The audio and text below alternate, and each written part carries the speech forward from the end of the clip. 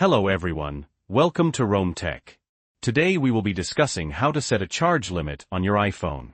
This is a great way to extend your battery's lifespan, so let's get right to it. First, you'll need to open your Settings app. Once you're in Settings, scroll down until you find Battery and tap on it. Now look for Charging Optimization within the battery settings and tap there.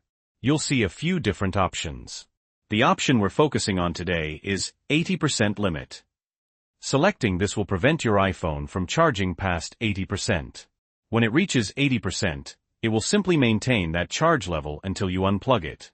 You might also see optimized battery charging. This is similar, but instead of a hard limit, it learns your charging habits. It charges to 80% and then slowly tops off the remaining 20% right before you typically start using your phone. But for a hard fixed limit, choose 80% limit. And that's it. You've successfully set a charging limit on your iPhone. You can now exit out of the settings. If you found this video helpful, please give it a like. And if you have any questions or comments, feel free to leave them below. Don't forget to subscribe to Rome Tech for more helpful tips and tricks. Thanks for watching.